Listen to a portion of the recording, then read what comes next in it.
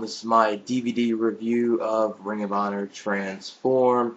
The opening matchup was the YRR of Jason Blade, Kenny King, and Rinuaro versus El Generico, Delirious, and Mike Quackenbush.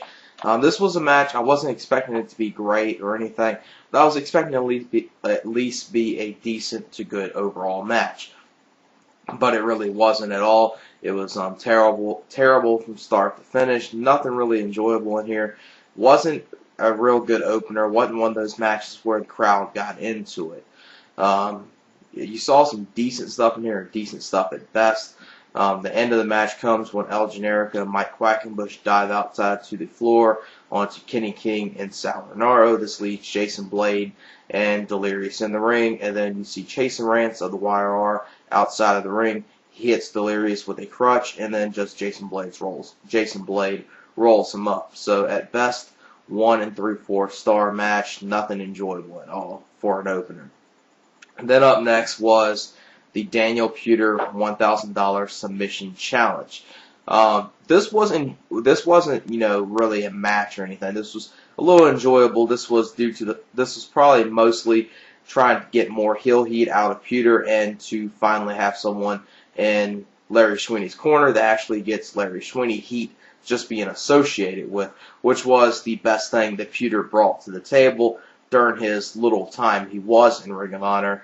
That if they didn't have to make those cutbacks, I would say it would have been worth keeping Puder, even though his wrestling talent probably isn't the greatest. He is one of those guys that is like the Johnny Fairplays, where he's one of those guys that you just love to hate, whether it's he can actually garner the heat or he's actually that bad. But nonetheless, it did get Larry Sweeney heel heat, so that was the one good thing he brought out of it. Thing you saw in here was just Larry Sweeney putting over Puder, and then two students came out. This was just an open challenge. If they were able to defeat Puder if they weren't able to defeat Puder, but if they could last in the ring with Daniel Puder for over a minute, they would get $1,000. The first one was Alex Payne. He taps out to Puder's leg lock submission very quick. Same thing happens to Rep Titus, and that's basically the end of the Puder segment. Then this leads to Chris Hero and Sara Del Rey being out there, and this was Larry Sweeney's mock championships, the intergender tag titles, to put over his clients, and this was just a match, just a somewhat comedy mock match. It was Sara Del Rey and Chris Hero versus Ernie, Osiris, and Alexa Thatcher. You saw some decent stuff in here. Wasn't really a match. It was more comical stuff like Sara Del Rey beating the living shit out of Ernie Osiris. That was enjoyable. Chris Hero doing his shenanigans like always.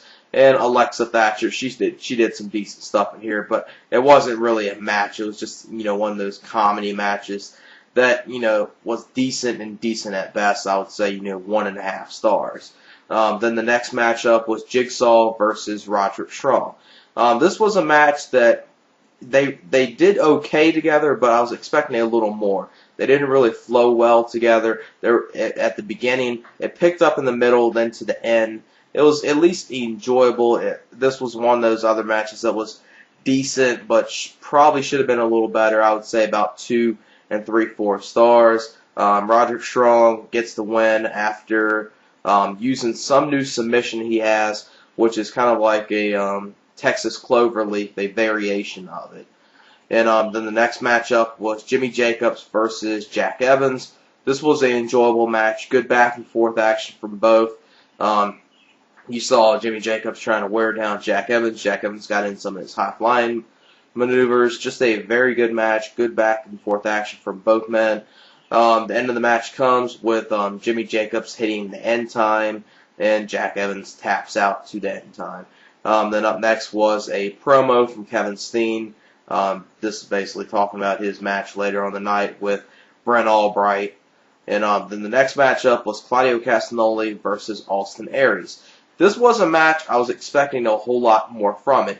Not saying this was a terrible match, but it wasn't a great match. It was just a good overall match. Just a very generic match between the two. A match you would see these two perform, at a smaller indie type show. So it wasn't anything really big at all. It was okay and okay at best. And Claudio Castagnoli picks up the win after hitting 2 Ricola bombs to Austin Aries. So it did pick up at the end, but still I was expecting a whole lot more from it. But still an enjoyable match and about a 3-star match. I did it. The next matchup was Bobby Fish and Eddie Edwards versus BJ Whitmer and Shane Hagadorn. This was just a typical tag match, nothing special, just a decent overall match from these two. I enjoyed bits and portions of it. BJ Whitmer did some good stuff with Eddie Edwards. Definitely, he's one good. Eddie Edwards is definitely one good talent that I hope they do more in Ring of Honor, especially now since he's with Sweet and Sour. But hopefully, they haven't really capitalized on that yet, but hopefully they will. And BJ Whitmer is a guy that I seem to be one of the only very few Ring of Honor fans that actually was a fan of him and wish that sometime in the future he will be back in Ring of Honor. This was just a good overall tag match. Shane Hagadorn kind of ruins it a little, but still you saw some enjoyable stuff in here. Whitmer gets the victory by pinning Bobby Fish after a powerbomb in about a 2-star match. Then the next matchup was these next 3 matches were the 3 matches that really made this event at least to a decent to good show. This show wasn't great, but it was a good overall show, at least in my opinion. The next matchup was not BJ Whitmer, Brent Albright versus Kevin Steen. These two worked very well with each other. Good back and forth action. You saw some good mat work, some good stuff from Kevin Steen in this match. Just a very, very enjoyable match, and definitely glad they're starting to use both of these two to their full potential. Kevin Steen, him and El Generico need to be tag champs sometime in the future, or if not that, Kevin Steen is a good challenger for the world title. I don't know if he's up to the level of being world champion, but he's definitely one of those guys that can be a good challenger. Definitely a very good match, good back and forth action. Steen gets the win after hitting the package pile driver to Brent Albright. And after this match, you see the Hangman's 3 come out there. They attack Kevin Steen. This leads El Generico to come out there to try to help Kevin Steen. He ends up getting an attack too. And then this leads Delirious to running out there and mending the fences, and the Hangman's 3 get out of the ring, and this was to build up the whole Pierce and Delirious match and the feud that all 3 of these been having with the Hangman's 3. About a 3 1/4 star match for the Albright and Steen match. Then the next matchup was Bryan Danielson versus Erick Stevens in the match of the night. These two had a very, very good match. They did the same type of finish they did the night before on Proven Ground, where they had Eric. This time it didn't end in double countout, but it ended in Erick Stevens at first winning by countout, but he did the same thing he did the night before, saying, no, we're not ending it like that. We're going to restart this match. I want to be a fighting champion, actually get the victory by pinning or submitting Bryan Danielson. So that was one thing that was I didn't really like. They used the same finish, but these two did a lot of very good stuff in this match that you could overlook that. And then when him and Danielson ended the match, very good. You saw some good power moves, some good mat work. Just a very good match, and really enjoyed these two working together. And easily, like I said, the match of the night.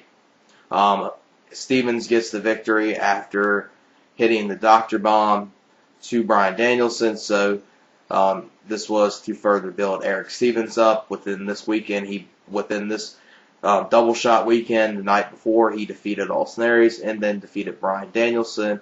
And, on Final Battle, he beat Roderick Strong. So that's definitely a good list for him. And very enjoyable match, about 3 3/4 star match. Really enjoyed it. Then the main event was Tyler Black and Necro Butcher versus Jay and Mark Briscoe in a street fight. And this was very enjoyable. Some good stuff in here. This started off as, at first you saw Daisy Hayes and Lacey. They were kind of involved in this match. They were brawling all over the arena. Necro Butcher and Mark Briscoe brawled. At one point in this match, Jay Briscoe gets taken out. This leads to a beatdown of Mark Briscoe from all the members of the Age of the Fall.